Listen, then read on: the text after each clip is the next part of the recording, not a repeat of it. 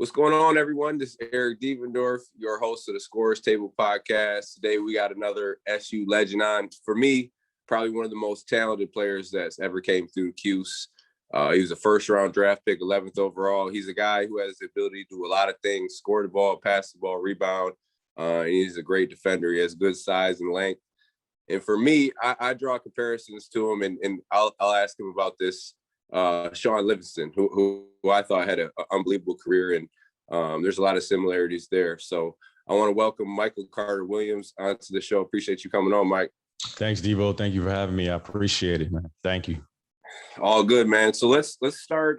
We'll start back home in Massachusetts. You were born in Hamilton, Massachusetts, and I want you to talk about you growing up and really who put the ball in your hand and how you kind of all got started on this path with basketball.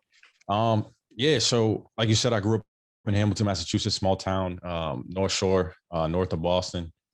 I grew up in a basketball family. My dad played, my stepfather was a coach. My mom was a coach. They all played in high school and college. So growing up, when my mom, she was a coach for 11 years. Like I said, my stepfather was a coach also for about 11, 12 years. So all my brothers played, my sister played. So, I just grew up with the ball in my hands, Sundays and, Saturdays was watching basketball and, going to driving to games and, the whole nine. So, I just grew up with it. I just grew up with the love of the game. That's what my family did growing up.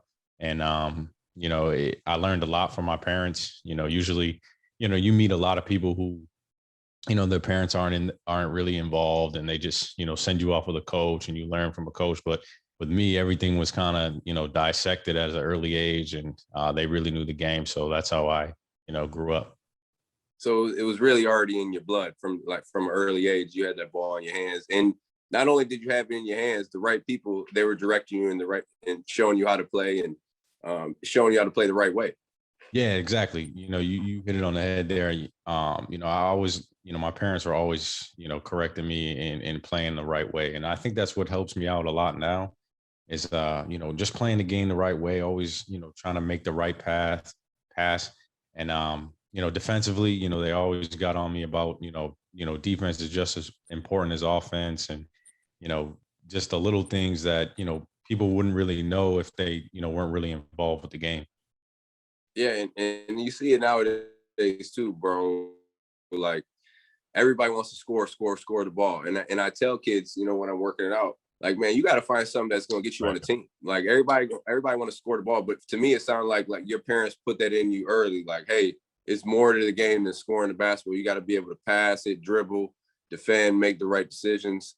So you already, like you said, you already had that. Right. And, even if you notice nowadays, like a lot of the time, there's maybe one or two guys that, really have the ball in their hands a lot, in the NBA. Yeah. And those are the guys that score. So, what about the rest of the, 13 guys that are on the team? Like, how can you, make an avenue for yourself if you're not, the main scorer on the team? And I think, I think at Syracuse, that's what, that also really helped me, right? Like, I had the ball in my hands a lot, but I wasn't the primary scorer on the team, and I think Coach Boeheim, he was, always instilled in me of getting other guys involved because there was other guys that could score the ball, but they also needed me to set them up to score. You know what I mean? Absolutely. And I mean, in your career, you're a guy whose teams need you because you add value. You don't just score the ball. You could defend multiple positions. You could bring the ball up. You're making decisions. You can score and make play for others. So, I mean, you're a guy, look at that. I mean, you're on the team every single year, regardless. Right. And that, shows a lot about your game and what you bring to the table. And I think kids need it. Like you said, man, it's only gonna be one or two guys who are going to have the ball in their hands the whole game. Everybody else got to get in how they fit in, run the floor, space the floor, get to your open spot, make the right pass. Like those are the guys that, they're really looking for. They know the guys who are going to be, 20, 25 point scorers going into the league. Exactly. There's, a million guys in the league that can score from 15 to 20 points in the league. Everybody knows that. There's a few guys that can get to 25 and 30. So, what are the rest of the guys in the league, doing? How can you earn a spot each year? And I think, it was hard for me to, kind of, learn that and, really, turn that on and be like, okay, like if I'm not taking, this many shots in the game, how can I impact the game in a way, to still help my team? And, I think if guys can come in the league, knowing that, I think it will help them out a lot because it's the luck of the draw, right? Like there's so many teams that are going to be like, here's the ball, we're going to let you develop. You take 20 shots a game and go ahead, do what you want. Yeah, and we'll touch on that a little bit more as we go forward in the podcast. But I want to talk about, so your freshman year, I mean, growing up, you had the ball in your hands, though, because you were the man. You were McDonald's All-American. You were a freshman on varsity. You averaged 20 points, in Hamilton High School. What was the name of the high school again? I'm sorry. Yeah, it was Hamilton High School, Hamilton Wenham. Yeah, okay, right, Hamilton High School. But then your next 3 years, you go off out of state. And you go to St. Andrews, which is a big time school, a big time basketball school. Talk about that transition kind of early, right? I mean, because you were young, you were a freshman, and then leaving home. What went into that decision, and how was that transition for you leaving home? I think the biggest thing was the competition. It was like I said, I'm from a small town, so the competition wasn't that good. At Hamilton, so that was the biggest thing of me leaving to go to St. Andrews. And when I got there, it was hard. It was really hard for me. I was a sophomore. I was away from home. I was about an hour and some change away from home, and it's a real small school. It was just different. It was different being away from all my friends. I was, it was a boarding school. I was living up at school. I was, so I don't got, mom, cooking for me at night. I don't got, all that, and so it was tough, but it was probably the best thing for me. It helped me grow up faster, and obviously basketball wise, the competition was way better.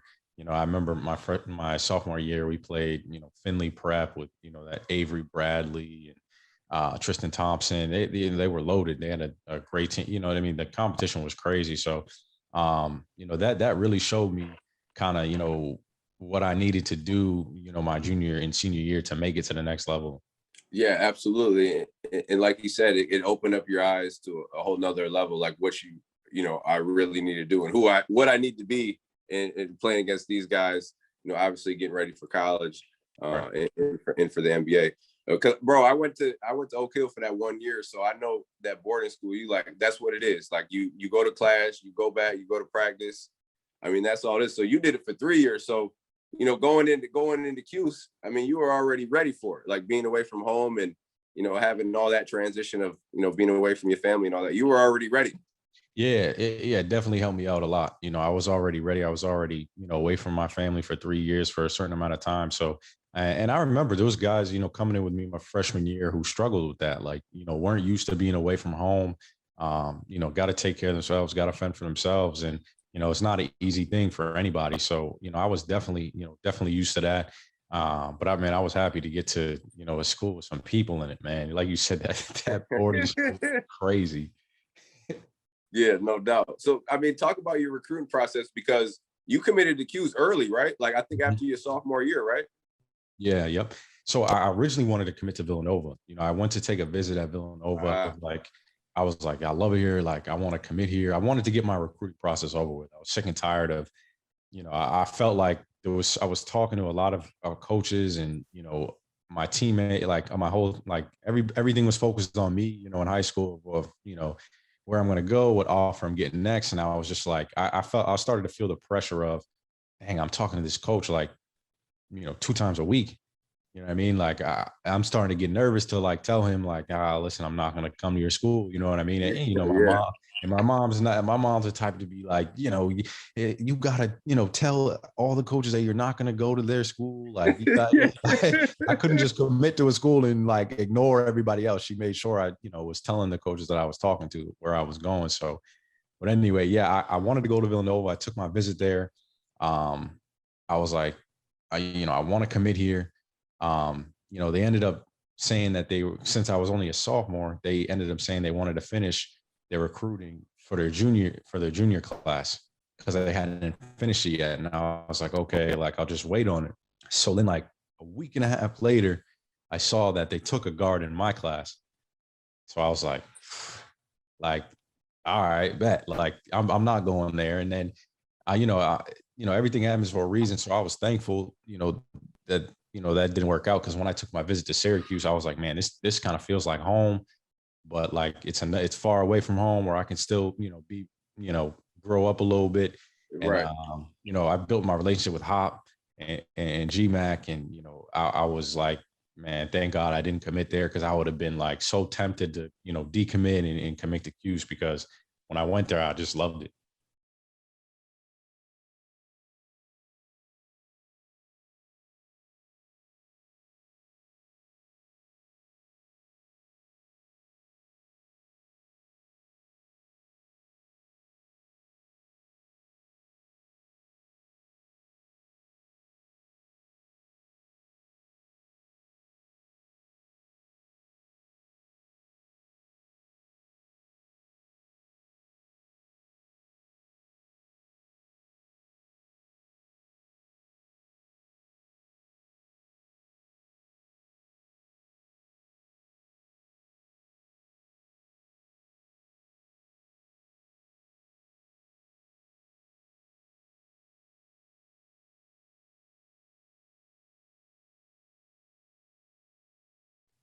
Yeah, Villanova missed out, boy. I tell you that.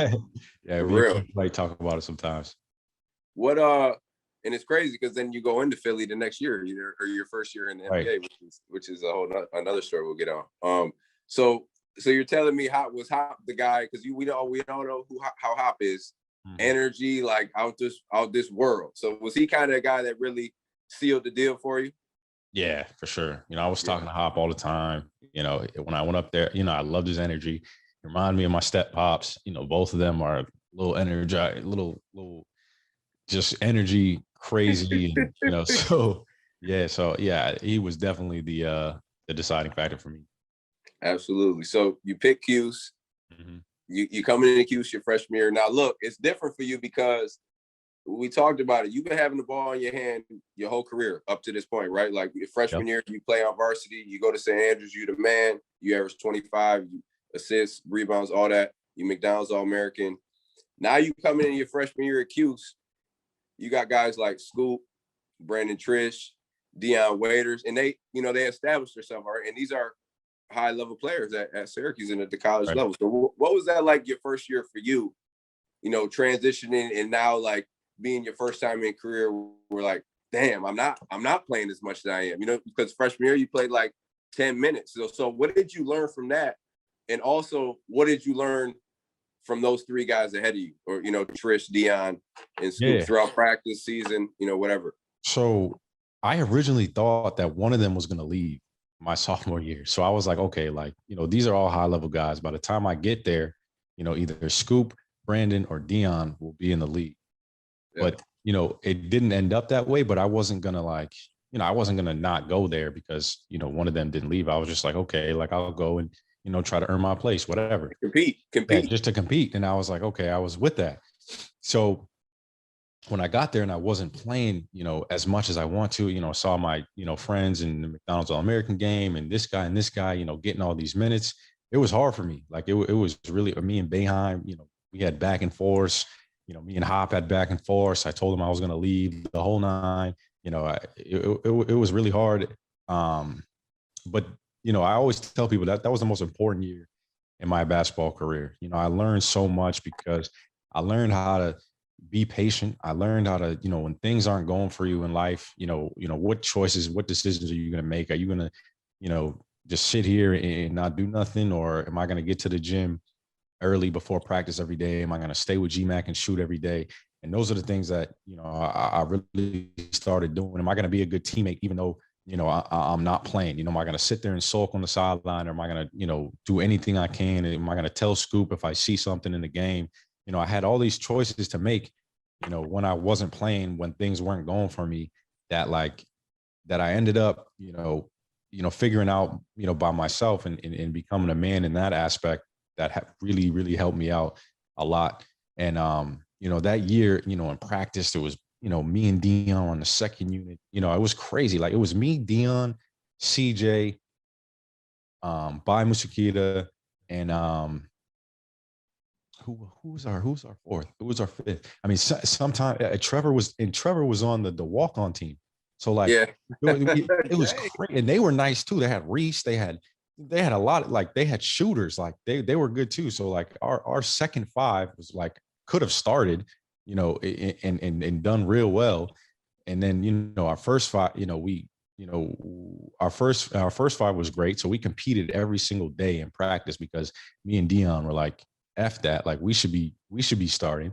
And then Brandon and Scoop were like, no, we've been here forever. You guys aren't going to just come in and think y'all are going to come in and start. So it, like we went at it, you know, all the time, and it just made us better. It just made us, it made me so much better as a player and a person that, I'm so thankful. And then it got me ready for my sophomore year. You know, my sophomore year, we made the Final Four, was killing it, and I was able to get to the draft. So, my freshman year was huge in my basketball career. And I've heard stories because I had Scoop on, so we talked about it a little bit about those battles, because really, you and Dion was really killing that first unit for a little bit. Because I know we talked about Dion, him and Triche had a little thing going on between each other, and I know that it was said that, you know, B. Triche didn't score for a month. You know, and I talked about that with Scoop, and you know, he ain't say no, he ain't say yes, he kind of just, you know what I mean? So no, it was definitely like, it was so long ago, I couldn't even tell you, but like, it was definitely like we were going at each other's throats every day. Like there wasn't a day that like went by that we weren't like lacing up, ready to go. Like there was no, like, if you came in and slacked off that day, like you were going to get eaten alive. No doubt. And B. Triche, you gonna get your rebuttal. All right. Right. I ain't put my man out there like that. What and look, that's a message too. And this is off topic, but what you just said in the beginning about, you know, learning from that adversity, trying to help your older, you know, teammates, seeing what you see on the floor when you're on the bench. Man, you see this transfer. You got 2,000 kids trying to transfer, you know, go to a different school. They transferring 2 and 3 times. Like, that's a message, man. Like, whoever listened to this podcast, my man stuck it out. He learned, he went through that adversity, and then that next year was a lottery pick. Like, that's a lot of times that's going to be the case, especially when you coming in and you got to pay your dues, you got to earn your respect. Like, what would you tell these kids? Like, first of all, what's your opinion on the transfer portal? I mean, obviously everybody's situation is different. And then, what would you tell these kids in a situation like yourself going into, you know, school your first year, going through some growing pains? Yeah, I feel like it's definitely situational. Some people transfer and are successful. But I think it is overloaded, right? Like people see like, oh man, I'm not playing this year. They get frustrated and they can't see past, the moment that they're in. They can't see past like, I'm not playing. I got to go somewhere else. Like, and then they get that stuck in their mind and they just keep thinking about that until they leave. And sometimes like, if you look, a little bit down the line, like, okay, like this guy is a senior. He's been here for X amount of time. Like he's been in situations that I've never been in. Yes, maybe I believed I was better than Scoop. He believed he was better than me. As everybody's going to think that as a hooper. Like that's just what it is. And, but he was able to teach me so much because he's been there for that long. So I really think kids should really sit back and be like, okay, let me learn from my situation and really like, if you can see a future where, obviously you got to make, you got to make an educated decision if you're going to step on the floor. But I believed in myself. I believe that like, look, Scoop's a 5th year senior. I made sure there was no way in hell that there was a freshman coming in here that was going to play over me. There was no way. There wasn't a kid in the country that was just going to come in and take the spot that I was working for, competing for, the whole year while I was sitting on the bench, and that was my mindset. So I think a lot of people should take that mindset. If you can see a future where you're going to step on the floor, if it isn't right now, maybe it is next year, the year after, then, sometimes that's better for you. Are you a meditator? You meditate? I wasn't. My girl, she actually been, drilling me to get into meditation and do those things. So this past year, I've really focused on meditation and it's helped me crazy. Bro, because I just hear you talking about the moment, like be in the moment and try to be it's about being aware, right? And being Mhm. conscious of everything and the decisions that are and ideas that are going through your mind. I got on it a while ago, bro. And it's just helped me. And it's an everyday thing, right? You're going to fall Yep. off track and whatever, but it's helped me just be more conscious of what's going on, the decisions you're making, how it's going to affect long term. And I mean, a lot of these kids need it. And I know I'm getting off For track, but sure. For it's sure. something that it helps you make decisions, man. Like it just For helps sure you it be does. calm, and because we all are going off our emotions a lot of the time, right? And we don't know how to deal with that. Absolutely. I recommend meditation to everybody. No doubt, no doubt, no doubt. So that year, bro, like talking about your freshman year, what was like the turning point for you where you're like, man, fuck this, man. I'm just gonna go out there and hoop. I'm gonna bust my ass. I'm gonna get better. I'm gonna get my teammates better because we all had our moments. Like I had Mhm. my moments my freshman year was like, man, fuck this. Like you said, I'm ready to go. But what was that where you kind of like blocked that out and you just was it a certain practice game where you was like, all Yeah. right, I'm on my shit. Yeah. Actually, it was a moment where me and Hop, we got into it like worse than I've ever got into it with a coach before in my life. It was a practice day, and practice for me was like the game. So like, Yeah. because I wasn't playing in the game, so whenever we played 5-on-5 in practice, that was like, I was throwing on my jersey to play. So Yeah. Boeheim, Boeheim, it was one of Boeheim wasn't at the practice. He had something to do. I can't remember, but Coach Hop was leading the practice, and he subbed me out, and I was like, come on, Hop, like like I don't play in the games. Like this is my time to really get in. And then he's running the practice, so he can't like have me talking back to him. You know what I Right. mean? So he comes at me, and Hop's my man. So I'm like, what? So I go back at him, and we get face to face, like real close. And Yeah. he headbutts me. Hop headbutts me, boom, like this. And I'm like, and I remember just feeling myself like in disbelief, but like so angry at him. Like I just wanted to hit him with a 2-piece. So, and then like later on, Hop said like, yo, the look in your eyes was like, you really wanted to kill me. I was like, Hop, I was hot. So boom. So I left practice, you know, dudes just holding me back. I grabbed my stuff. I left practice, and then me and Hop had a conversation for like an hour after that. We just kicked it. And then after that moment, that was when I was like, okay, like, after him and I had that conversation, he kind of, broke things down to me. I was like, all right, like I'm gonna make that switch, and I'm gonna be, kind of the person that, the person and the basketball player that I want to be. And from there on out, it was every day before practice, every day after practice with GMAC, before practice with GMAC, just going hard in the gym, cheering my teammates on, cheering Scoop on, Chris Joe, all of them. Yeah, Hop good for that. Hop good for some motivational speaking For on you sure. now. For He sure. going no doubt. Hop, I mean, Hop, I swear I had some combos where Hop wouldn't even know basketball. He'd just make you want to go ahead and do something, own a business, something like it's Hop good for that. So let's talk about okay, after your freshman year, let's talk about that summer going into your sophomore year, because your sophomore you had a breakout year. I'm gonna go through the numbers. You averaged 12, 5, 7, 3. Like, come on, bro. You, like I said in the beginning, you're doing everything. All right. You handling the ball, you scoring the ball, you setting guys up. Biggest thing for me is you defending. And like you see it now in the league, you probably guard 1 through, I want to say 3, 4 at times, right? Yep. Uh, I Yep. mean, and that's you don't see that a lot. So that summer, like, what was the mindset? What was the workouts like? To be able to go into that sophomore year and play how you play.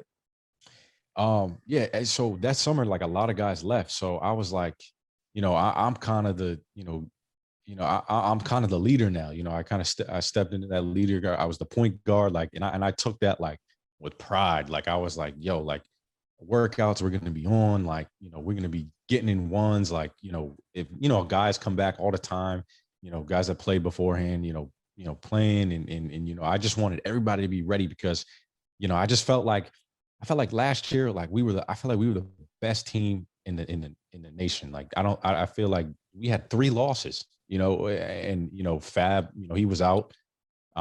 Rest in peace. But he was out in our game against Ohio State, so we didn't have our full team. I feel like we beat them, and I feel like we beat Kentucky.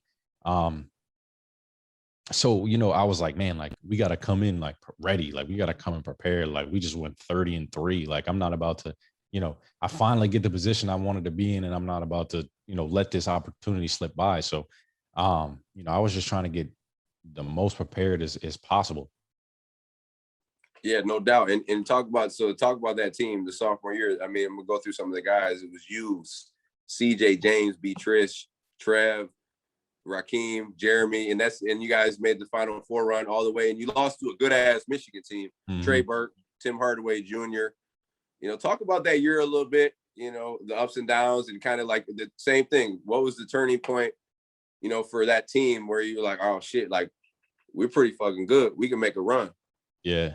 Yeah, that Michigan team was good. They had Karis LeVert coming off the bench. Karis LeVert, He didn't even Karis know LeVert, we didn't even know who he was. He lit us up too. I was like, who's this dude? Like, but no, I mean, yeah, it was a we had young dudes. We had you know Trev ready. We had you know CJ who was you know had a great year that year. So we had a real good team. We had some ups and downs in the year, but you know as soon as that tournament hit, like I felt like that's when we just clicked. Like you know when you're in the zone and everybody you feel like everybody's moving as one. Like everybody's rotations is on. Like it was just like that. Like throughout the whole tournament. Like we were just, you know, we were moving the ball, we were getting stops, we were, you know, we had super confidence. Like we didn't think anybody was going to beat us, and you know, we had people doubting us. You know, we were like, you know, we couldn't, you know, we were super ready. You know, ever since we watched the, you know, the selection show together, and ever yeah. since then it was like a switch just went off, and we were just super locked in. So what I mean, talk about that Michigan game because I mean that zone that year, like the years that you played, bro. I mean, I think you just made that zone so much better because up top, you just cover so much area. 6'7", your wingspan, you can cover space, you get into the shooter, and a dude's not really getting by you. So that zone, like you said, was really clicking. But what happened in that Michigan game? Like, what do you think in your mind?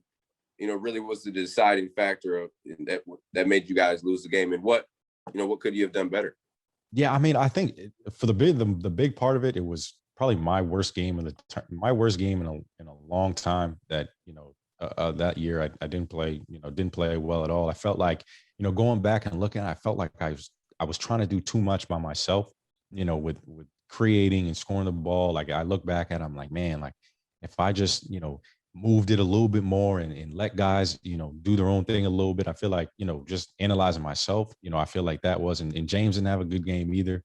He was a big part of our, team, especially offensively. He didn't play well. Um, CJ played well. Trev played pretty well. We had a few bad calls in the end that we won't get into. I mean, B Trish had a charge that Yes, yeah. ridiculous. I fouled out. So it was tough. It was tough. It was felt like it was a perfect storm that kind of didn't go our way. So for you, I mean, that season was what we talked about earlier. You were AP All American, honorable mention, second team All Big East, and this is all as a sophomore. And then you're the most improved player. For you, when did you know, like, all right, it's time for me to go. It's time for me to put my name in the draft. Right? Was it right after that loss to Michigan? No, it was before then. You know, my house had burned down. You're And, right. Okay. we lost everything. My brother and sisters lost everything. Most of my stuff was at Q, so I didn't lose that much besides memorabilia, which obviously sucks. But they lost everything: clothes, shoes. Parents lost everything. We had insurance on our house, so we're able to build another one. But it was hard. It was tough for our family. It was a shocking moment. People don't really think about like, oh, like everyone was okay, but people don't really think about the tragedy, the memories that we had in that house. So kind of after that, I felt like, man, like my family's struggling a little bit in a way. I was playing well in the tournament. It was during the tournament where I was like, yeah, like I'm definitely going to enter the draft, no matter where I was going to go. But yeah. Right move. Right move. You made the right move. Right. You know what I mean? What was your favorite game of your career? The one that stuck out the most for you? Beating Indiana for sure. That was Tom Green. Yeah, that was my favorite game. Everybody was doubting us. Everybody had us losing. We were just I played, the game of my life, and, we were just gelling as a team, and everybody was, yelling and screaming at my family there, my brothers and sisters. Um, so it was love for sure. Going at Oladipo. Yeah, that's my guy. I always let him know. Yeah. So, that zone, hey, look, that zone different. I'm telling you, bro. Like, Yeah. That's what I'm saying. That's why everybody's like, how does Cuse always is like pretty good in the regular season, and then the tournament hits, they come alive in the tournament. I'm like, if you don't see the zone a lot, you're in trouble. And then people misconstrued the zone. They're like, oh, the zone, you just sit there and do nothing. I'm like, no, sir. No, sir. Like, you gotta get through screens with no hedge, no nothing. I mean, you got the guy behind you, but it's way different, man. Like, people don't understand unless they go through it. You know how it is. yeah, and if you're not active in that zone, then it's gonna be wide open shots all day. But offensively, on the other hand, if you're not hitting shots and shit, it's tough to get in them little gaps. And Yeah. really, you got to hit shots and be able to make decisions when you're playing against the zone. Yeah, my sophomore year, we played on the boat in San Diego. I said, if we play on the boat, we're undefeated. Nobody's beating. Yeah, Everybody's shots was crazy on the boat. The wind was ridiculous.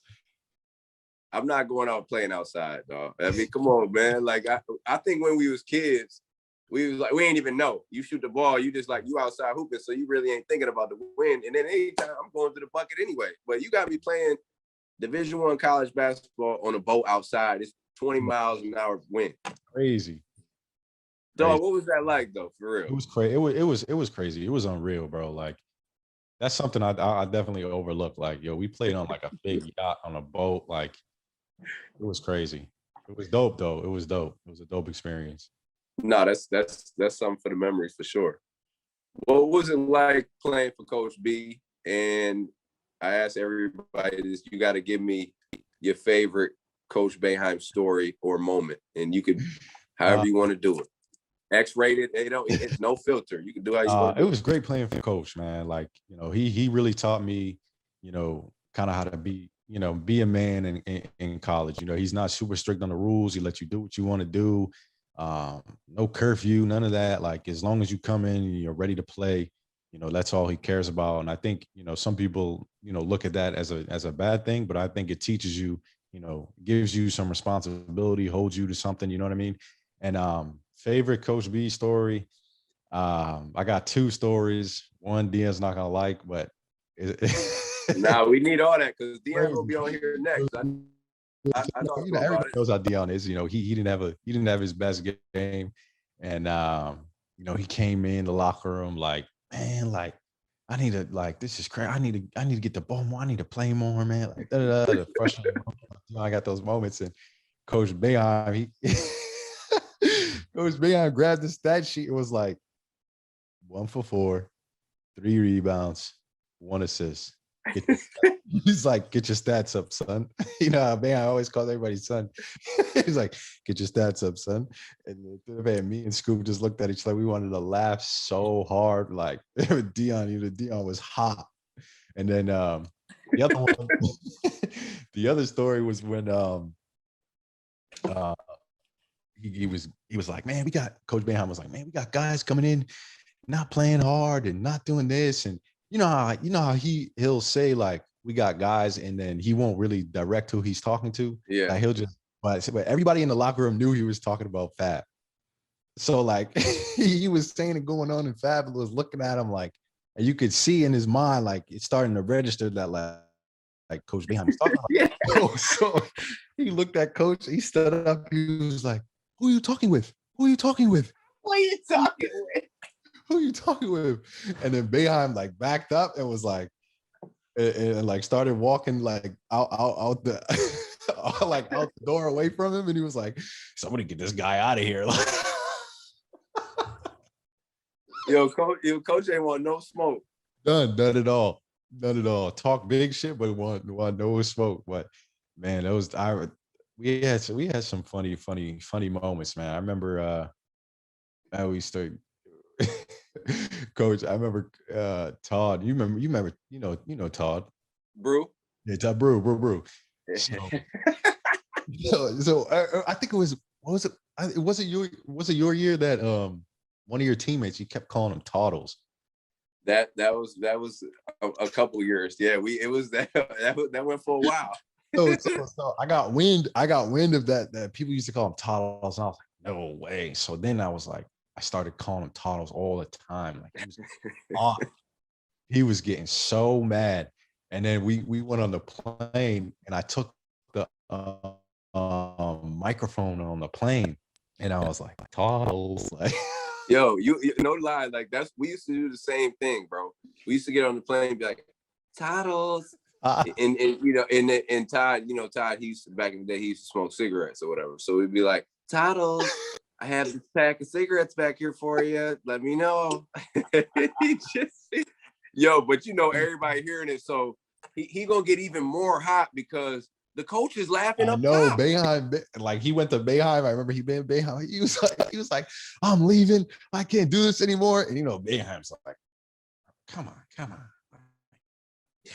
on, just sit the fuck down. Sit the fuck down. Okay. so then Coach brought me in his office. Was like, Mike, just go easy on him, okay?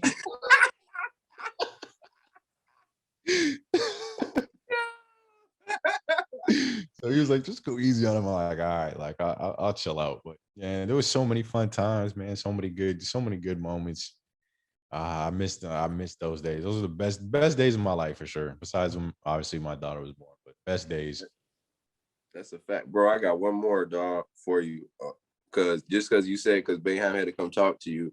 My freshman year, we in Jacksonville. This is when GMAC. So GMAC was our senior, and Matty Gorman. Matty Gorman was the senior. That's who you got it from. Probably got to win, Matt Gorman, because he did the birthday boy. Yeah. You know what I'm saying?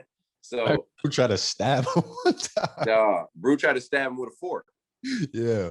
Yeah, bro, man. That's why I know where you're coming from on this. But so anyway, we on the bus in Jacksonville. We talk, we talking shit or whatever. Titles. We got Pepsi and cigarettes. We got we just talking like dumb shit. You know what I'm saying? So, man, we had dinner. Coach Boeheim come down to the end, and me and Matt Gorman sitting there. He's like, he just puts his hands on the table. He's like, guys, you gotta take it easy on him.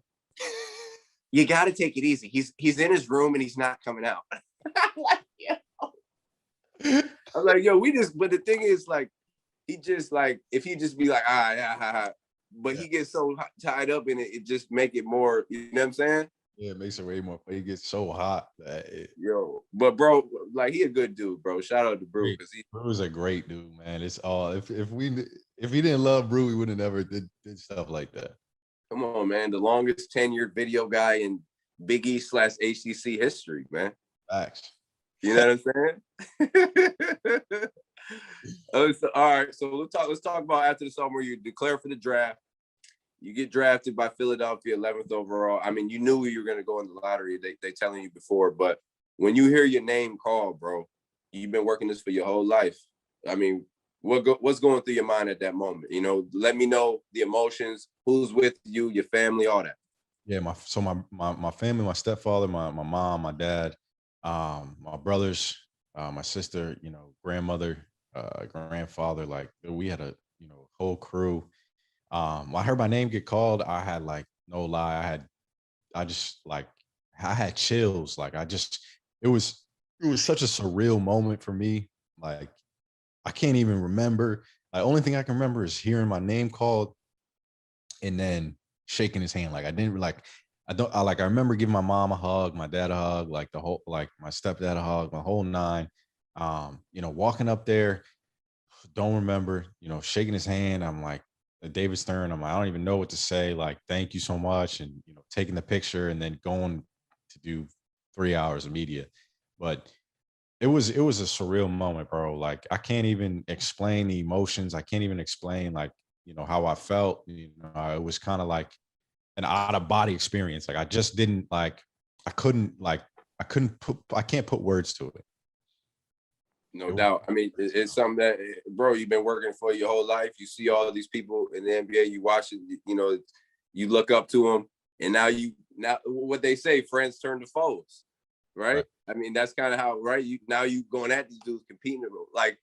Give me the time, and we'll talk about the first year, and this could be any time throughout your career. The first time you went against Kobe or and rest in peace Kobe or a big name, and you was like, hi. well, I'm guarding. Oh, hey, how you doing?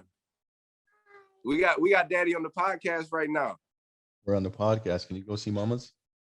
So yeah, it was it's funny you say that because right, like when I first got into the league, I was kind of like shocked. Like I was like, whoa, like I'm going against Chris Paul, like I'm going against this guy, I'm going against that guy, like, and then I got to a point where I was like, okay, like I remember as a kid watching these guys on TV, and I'm like, man, they're so good. But then it was like, I can play with these guys. Like I got the confidence to be like, okay, like I can compete now. Like I'm competing with these dudes. Like they're good. Like, but I'm right there. I'm right there trailing behind them. So I had a bunch of those moments, right? Like I had a bunch of moments where, I was like, I can't believe I'm on the court with this guy. But then as soon as the game started, it's kind of like that, it just goes away.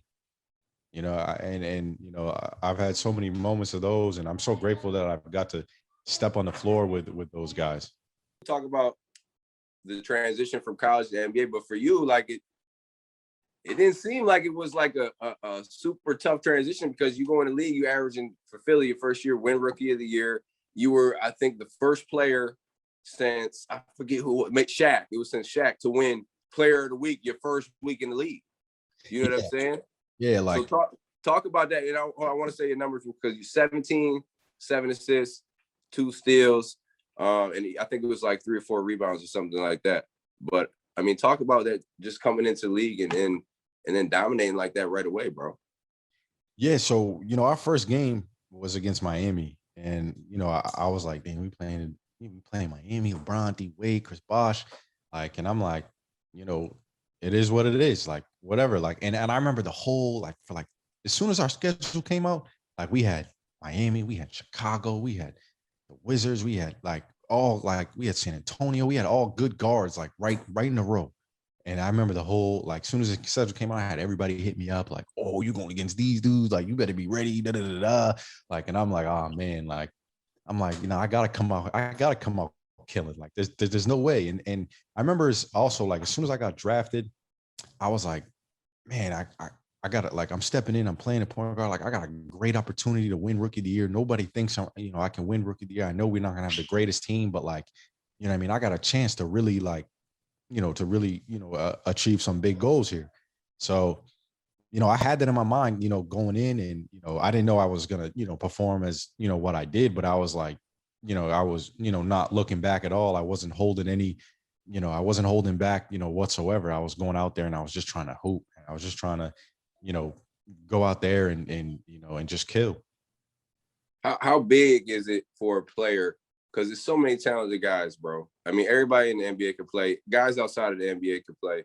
But how big is it to have that type of mindset that you talking about? I'm listening to you talk the whole time. Your mindset is just straight like you a killer out there. You a super competitor. You're not worried about this guy being better than me or not. You're not even, that's not even going through your mind. Like how big is that to have that type of, play with that chip on your shoulder, have that mindset? How is that the biggest separator for guys, you believe? Like just having that confidence?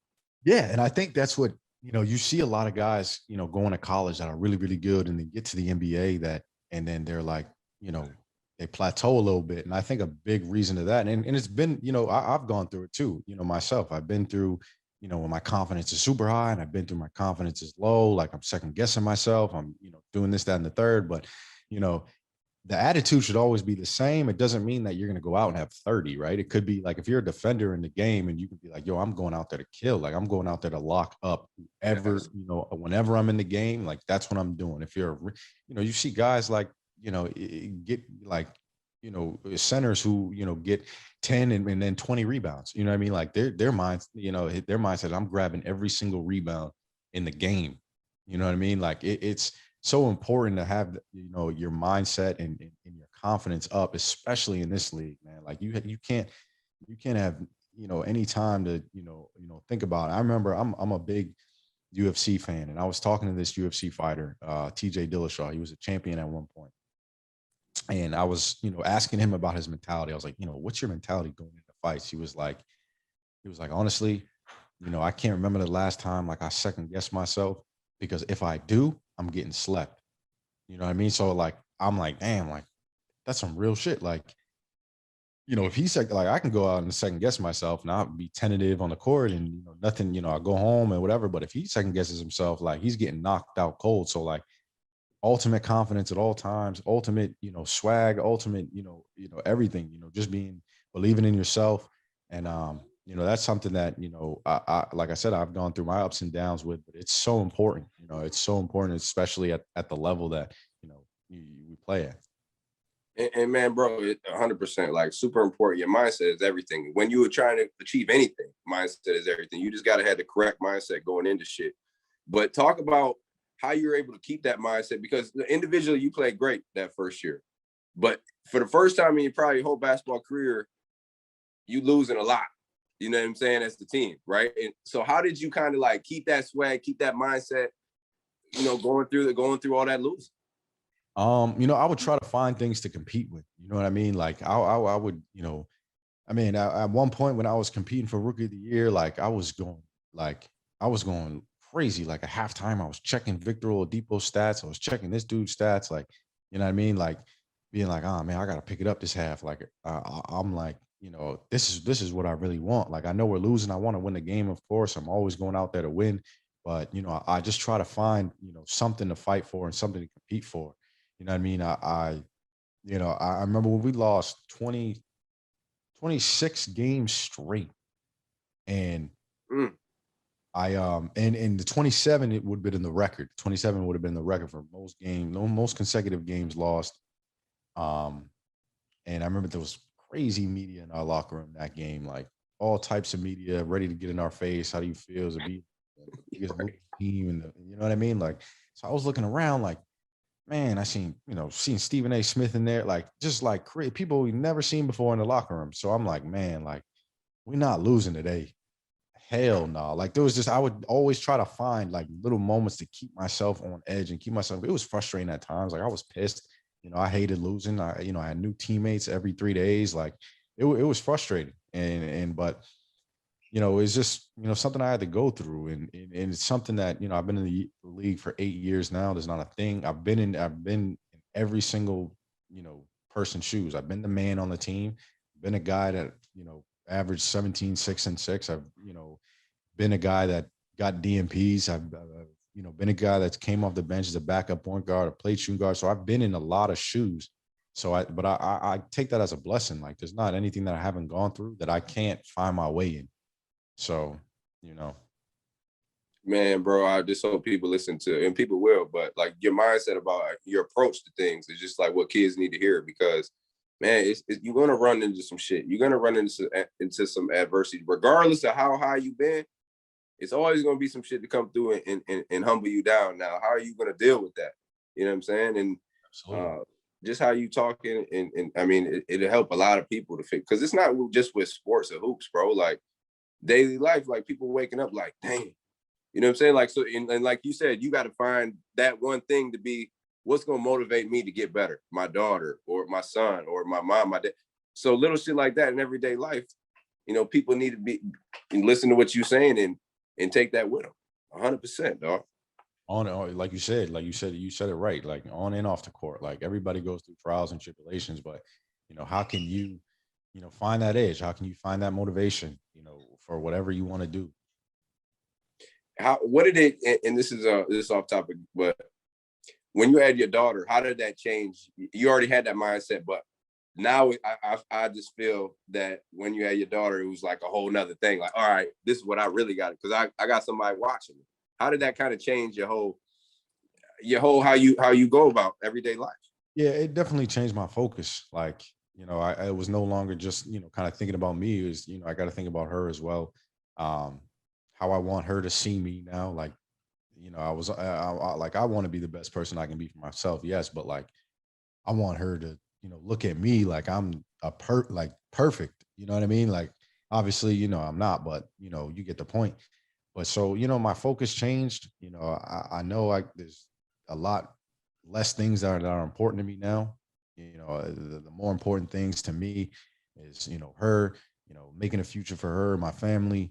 And I just care a lot less about a lot of things, like a lot of things that, I used to, let things get to me a little bit, used to let the, chatter get to me a little bit. And now it's like, that just goes one ear and out the other. I don't even, pay attention to that. I go in there and I, even when, even when I go in the gym, like my approach is just different. Like now, like, I'm like, okay, like I'm here to, I'm here to get better. I'm here to do, I'm here to do business. Like, obviously, I'm cool as ever, joke, whatever, with, with my teammates, have a good time. But, I take everything serious, from practice to weightlifting to, getting my treatment, a lot of things, I do, military.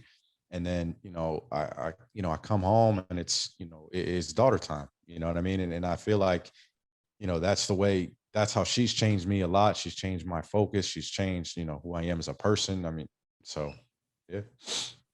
Man, dog, I remember your first year you got up there.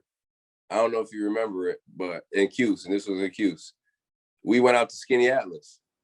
Remember, with the fam and Trev and me, you and Terrence, and we all got in a boat. Now I remember that to this, like you damn near in the league out of 8-9 years or something like that. It's crazy, and just to hear you talk, bro, like the evolution of your whole, like just everything, bro, like your priorities, everything is like, what you could like. I've done a lot of these podcasts, but like I just like how you speak and like how you approach to things. Like I think a lot of people can learn a lot from what you're talking about, bro. Real rap. And I've taken a lot of things from a lot of people, especially at Syracuse. Seeing all you guys come back. You guys don't have to come back to Syracuse and get runs with us and and teach us all this, teach us all these things and spending time with us. And it's something that I look, even me, like I look back and I'm like, dang, like I haven't, like, eventually I will go back to Cuse and obviously COVID and all that stuff. But I'm like, dang, like they take their time out, to come back and, to just vibe up with us. It don't even have to be, preaching, doesn't have to be none of that. They just, there's so many of you guys came back and was just chilling with us. And I saw that, like, I saw that on my visit. I'm like, man, they got these guys on, these guys are on staff. They got, future players always, past players always coming back and hanging out. Like, and that was a huge reason of why I even chose to go to Cuse in the first place. Yeah, big family, no doubt. So look, you played with 6 different teams, right? Philly, Bucks, Chicago, Charlotte, Rockets, and now you're in Orlando. So going through all those organizations, what's one thing that you learned in the league that you got to know you got to do to stick around? Because like we said before, I mean, you were an epitome of that. Like, you got to add value in some type of way, and you always on a team. But going through all those teams, all those different organizations, what's one thing that stuck with you? Like, all right, I got to do this everywhere I go. I think the biggest thing that I learned is to not fight a battle that you can't win. I mean, there's so many times where I want to go on the court and I want to be like, man, like I just want to go out here and just do me. Like I just want to go. You know what I mean? I just want to just hoop and take whatever shot I want and do the things I want. But sometimes you got to play the game within the game, right? Like you got to, like, for me to establish confidence in a coach and their confidence and have them, invest time into me and let me, do me a little bit. You got to do what's asked for, from you. Even if you don't want to do it, you still got to do it. And you got to learn, yourself to accept that. Like I went through so much in my career. I went through injuries. I went through coaches I didn't get along with. I went through being cut, being on a 10-day, just so much. And the biggest thing that, I really learned was, okay, like whatever coach wants me to do on the floor, I'm going to do it to the best of my ability. And if he chooses to, still give me, just to grow my leash, right. Just to, get a little more slack, and then, and then maybe, when I work up to 15 to 20, 25 minutes a game, then I can do me a little bit. For the longest time, I was just trying to do me off rep. Like I'm just going in there and I'm doing what I want. Coach doesn't like it. Shoot, I'm only going to play, 10, 15 minutes anyways. I might as well just do what I want to do in there. Right. Like I had that approach in my mind, and that always, messed me up, trying to prove something, trying to prove, I am the guy who, I played in Philly, you know what I mean? And, I got to a point where I was like, I'm not even going to take that. I'm going to be, I'm going to come in and I'm going to be the best defender on the team. I like, there's no, I'm not going to get scored on once. I'm going to change the game when I go in there. I'm going to check the score when I go in. I'm going to check the score when I go out. You know what I mean? All those little things help me get back to the point where I am now, where I've earned, I've earned some respect from an organization. I've earned some trust in a coach. I've earned, trust in a coach that likes the way I play. And now, there's games where I get, 17, 21, 20, you know what I mean? There's games where I, see that now. And I feel like as I keep taking those little steps, I can build back up, to having more successful moments. And I don't, and it's funny, right? Cause I don't even judge myself anymore on, how many points I go and score in a game. I judge myself on, you know, you know, did I go in there and did I make stops? Did I make plays for my teammates? Did I contribute to the team in the best way for us to win? And that, when I had that mindset, as soon as I learned that, I've been a lot more successful in my career. How many guys you think get cut because they don't understand that? Bro, some of the most talented dudes I've seen get cut because they don't understand that. Yeah. Because they don't have that blueprint. They just can't get by the fact that they're not the man. They can't get by the fact that they can't go in and do whatever they want to do. Like, I've seen so many talented guys are way more talented than me go in there and can't accept the fact that they got to be the first one in the gym. They got to work the hardest in practice. They got to be the most vocal dude. They got to cheerleaders on. They got to make stops on defense. They got to accept not playing in the game and not be moody. Like, there's so many guys that I've seen like that if they weren't like that and they got a chance to step on the floor and they got 20 minutes, just being out there for 20 minutes, you're so talented, you're going to get buckets. Like, yeah, you're going to eventually be able to do what you're aspiring to do. So you're in Orlando now, and it just seems to me like you look like you're comfortable out there. Like we talked about earlier, you're doing everything out there. I think you're averaging like 8, 5, and 5 or something like that. But it seems like you getting back to where you're comfortable out there. Is that what it is? Or how do you feel about your game right now? For sure, I definitely feel comfortable out there. It's weird too. I've been playing in a lot of different areas. Like for a long time, I was playing off the ball. We had injuries, so then I was playing back on the ball. But I just man, I just go with the flow, man. I just go out there. I don't try to do too much. I try to get guys involved. I try to make winning plays. I'm confident. I'm comfortable in myself. I'm just competing out there, and I've just learned so much, man. I just what I mean. I don't put too much pressure on myself. And and the biggest thing too is building relationships too. Like, I got a great relationship with the president of our team. I got a great relationship with the GM, great relationship with the coaches, assistant coaches. So when I go out there, it's easy. Like, I don't feel like so much pressure on my back. I mean, I go out there and I just play. If I have a bad game, they know it's one game, it's a bad game, and moving on. And the next game I'll try to do well. Oh man, it's so much easier when you get to play like that, when guys give you that confidence and that freedom to be like, well, you ain't got to do this. You know what I'm saying? Like, and that's why and guys go through all types of situations where they can't really, or they don't really get that opportunity to show what they could do, because whatever it is we talked about, they not wanting to buy into their role or whatever it may be, don't get along with the coach. But when you're able to get those guys behind you, the organization behind you, you excel. And that's what you're doing right now. So the trades that just happened, how did that affect your role? Did it give you kind of a little bit more, with Fournier leaving and he's playing a little bit more, on the ball, obviously? How did that trade, shake things up a little bit for you and the team? Yeah, I mean, obviously it was tough. Having those guys leave, it's a weird thing. Build relationships with people, then they're just, gone the next day. We lost a lot. We lost AG, Vooch, and Evan. So we lost a lot of offense, and of course you think like, okay, we lost all this offense, and I gotta try to do my best to make up for that. But I just try. I changed the I changed the focus a little bit. You also gotta play the game within the game a little bit. They got rid of a lot of people, so they obviously want to get young guys experience. So me being as a veteran, I'm like, okay. I got to get, I'm going to have more opportunities just because they're, they are out, but I don't want to go in there and be, try to be, play hero ball, right? Like, I got to let these guys, go in there. I got to let them make mistakes a little bit. I got to let them learn from their mistakes. We got a ton of young guys. So, my job is kind of, go out there, make sure we're right on defense, make sure, we're getting in our sets, running our plays and letting guys, make plays and score the ball and, just hooping and playing through mistakes a little bit stress-free. So, that's what I try to do. And that kind of leads me to success, stress-free.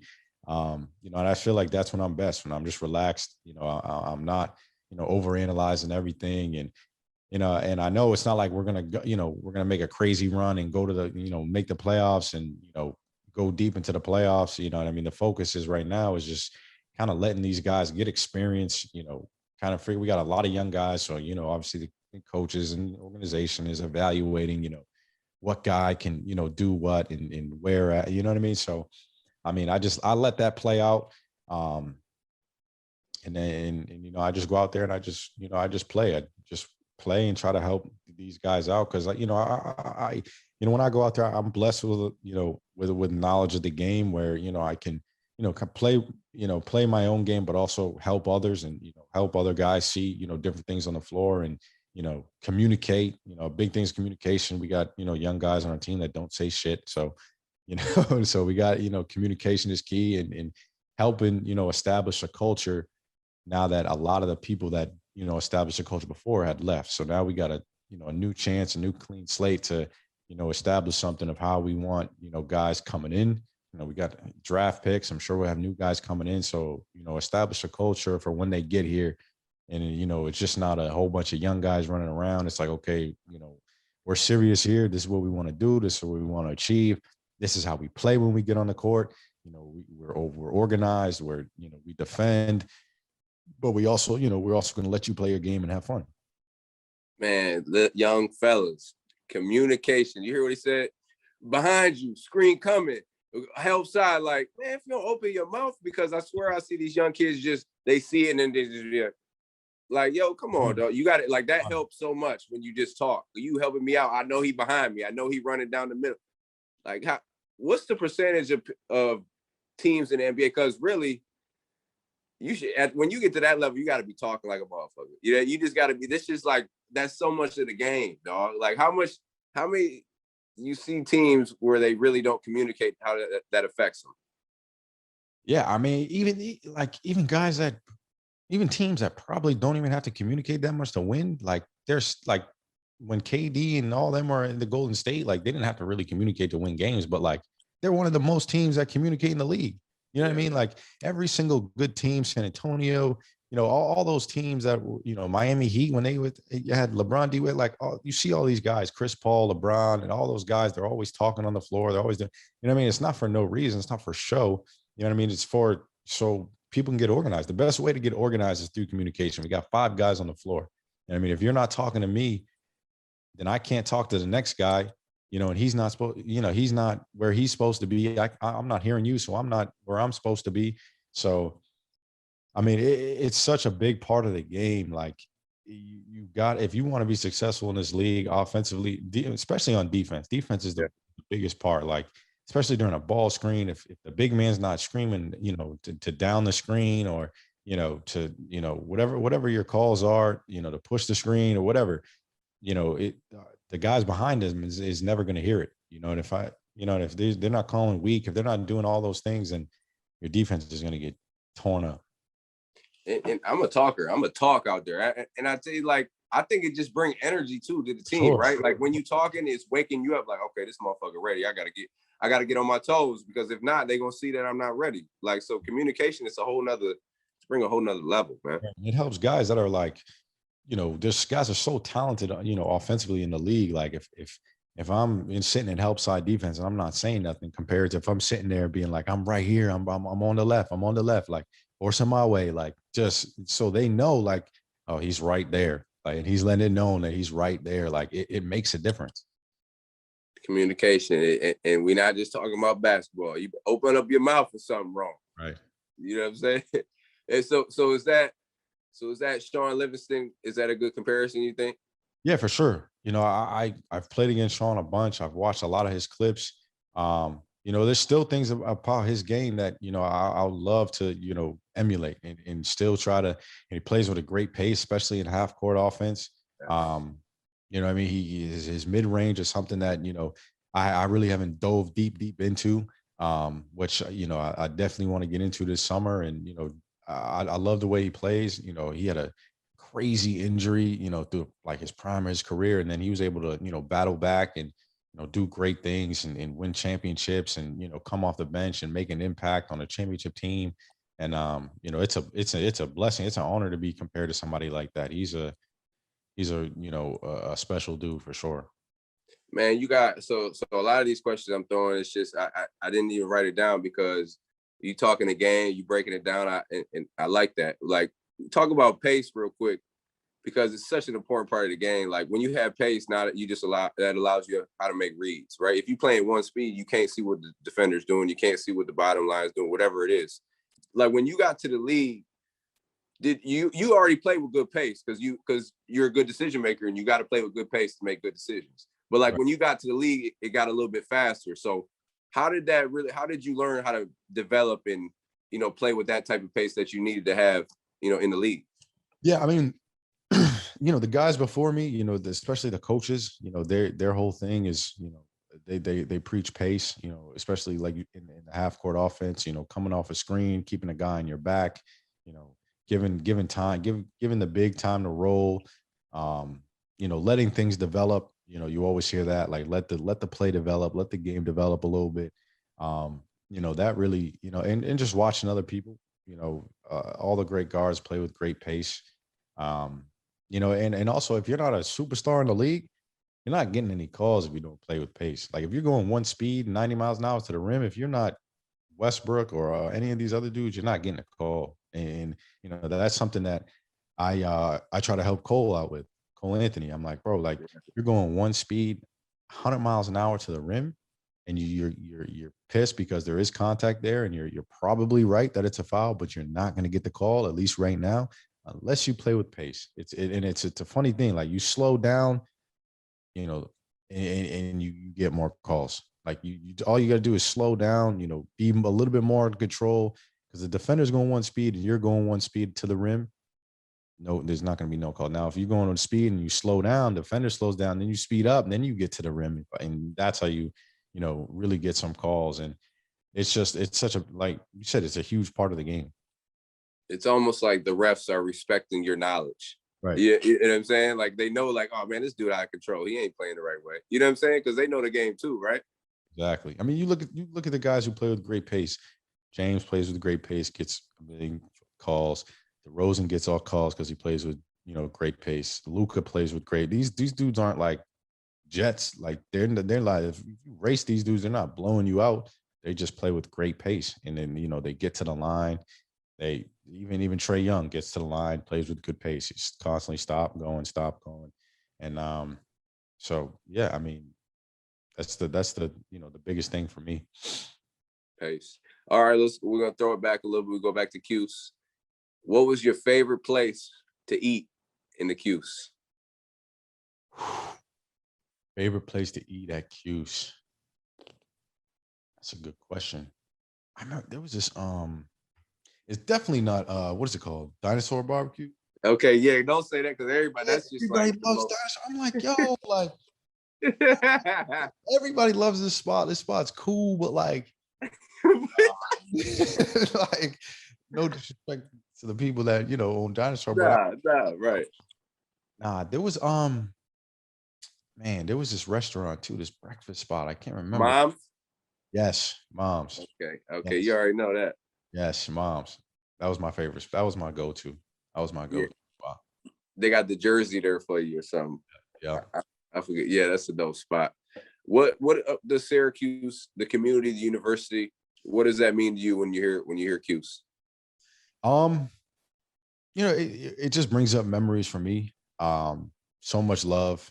I remember I remember, almost everything at Cuse, man, from, my sophomore year, doing the little March Madness. Midnight Madness, seeing the support that you get.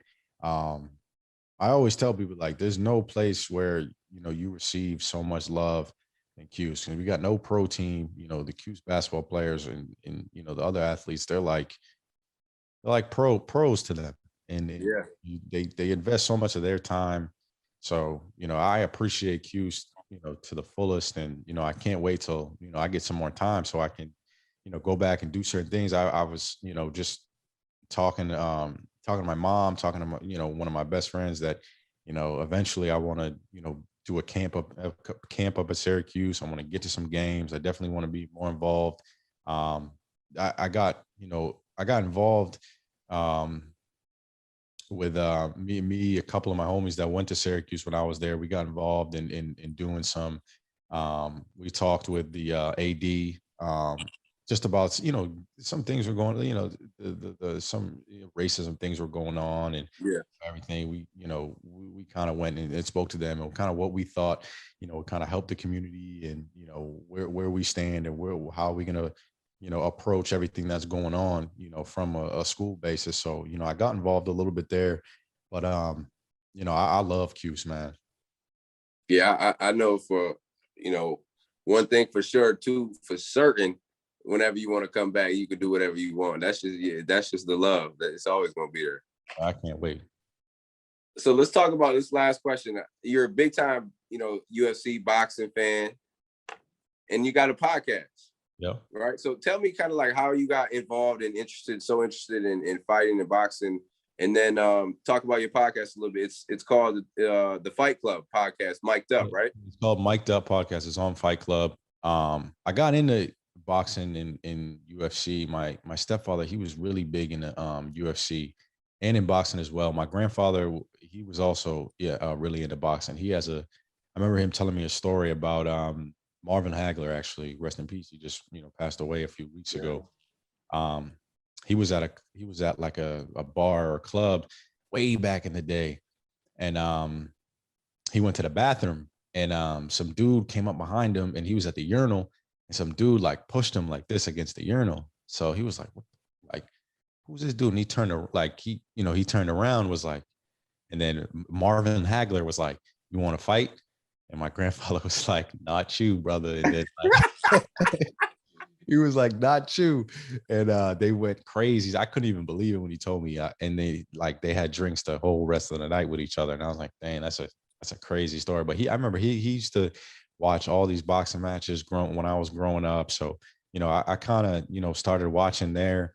And then UFC, yeah, my stepfather, he's big in the UFC, when I was pretty young. And then I just started watching it religiously, like I don't miss events. I just love it. I go to the events. There's nothing like going to a UFC fight. If anybody's never been, they got to go. And it's unreal, bro. You talk about energy, you talk about intensity. Oh man, like the energy in there is ridiculous. Hey, I'm scared of those dudes, dog. Like you gotta be a whole. We talked about mindset, like you gotta be a straight dog. You hear me? I worked out at this I worked out in Irvine, California for one summer. And there was a couple UFC fighters that used to work out in the gym. And I started, we worked out every day, we see each other all the time. So I'm chopping it up with them, building relationships, whatever, could become friends with this dude named Dominic Cruz. He was a champ as well. He's like 5'6", 160. Right. So I'm messing around with him one day, hitting him in his ribs, like squaring up with him, like, what's up? Like, what up? So he he looks at me, right, just straight dives on my, like, just starts holding one of my legs, like, and he's mad little. So I'm like, so I try to, like, I grab him by his waist like this, and I try to pick him up. And like, as soon as I like bent down to like grab his waist, I was in a chokehold, couldn't breathe, like tap it out, like, yo, chill, like I'm about to be out.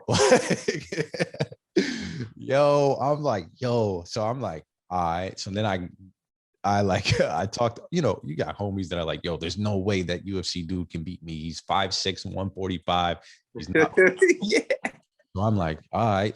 So he's like, yo, anybody, and he's funny as hell. He's like, anybody, I beat up all my friends, 6'2", 220. they all get it. Like he was like, any one of your friends wants to come in here, do whatever they want to do, I'm with it. So I'm like, all right, bet. So I still gotta bring some of the homies through. Nah, don't stall them out. Stall your boys out, man. They ain't want none of that. None of that smoke. So tell where can we see your podcast? What network, all that. On YouTube, on the Fight Club YouTube channel. It's on all the wherever you get your podcast from. It's on there on iTunes, whatever it's on all of them. So it's called Mic'd Up. It's me and Michael Bisping. He's a Hall of Fame UFC fighter, champion at one time. Great dude. We talk UFC fights. We talk some boxing as well. We talk a little bit of hoop too. So we talk, about everything really. Hey, I know one thing, bro. You either gonna be a coach or you gonna be in the media, because how you so well spoken and how you break shit down. Like, man, that's a fact right there, man. But no, bro, I appreciate you coming on. This was one of my favorite ones, man. No doubt. The producer was telling me, he's like, this is one of my favorite ones right here. I appreciate you coming on, bro, and hopefully we can have you on again later down the line. Yeah, just let me know. Thanks for having me, bro. Appreciate you. My man, bro. Best of luck the rest of the year.